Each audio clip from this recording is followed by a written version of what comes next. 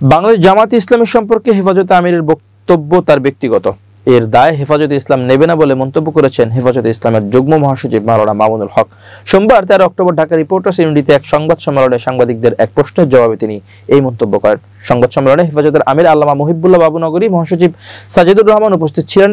এ সময় মামুনুল হক বলেন, হেফাজতে ইসলাম একটি অরাজনৈতিক সংগঠন, তাই নির্বাচনে প্রতিদ্বন্দ্বিতা করা আমাদের নীতিমালায় নেই। আমাদের আমির সব সময় ধর্মীয় বিষয়ে বক্তব্য দেন, তিনি যদি কোনো বক্তব্য দিয়ে থাকেন সেটি তার ব্যক্তিগত বক্তব্য, সংগঠন কোনো সিদ্ধান্ত নিলে সেটি সাংগঠনিকভাবে জানানো হবে। তিনি বলেন, আমাদের সংগঠনের কোনো নেতাকর্মী যদি ব্যক্তিগতভাবে কোনো রাজনৈতিক কার্যক্রমের সঙ্গে জড়িত হন সেটা তার ব্যক্তিগত স্বাধীনতা, সাংগঠনিকভাবে হেফাজতে ইসলাম কোনো রাজনীতির সঙ্গে নেই। সংবাদ সম্মেলনে মহাসচিব সাজিদুর রহমান বলেন, শিক্ষা প্রতিষ্ঠানে নাচ গানের শিক্ষক নিয়োগ দিয়েছে সরকার। আমাদের সুফি জনতা শিক্ষা প্রতিষ্ঠানে গান বাজনা চায় না, তারা একটি ইসলামী আদর্শের রাষ্ট্র চায়।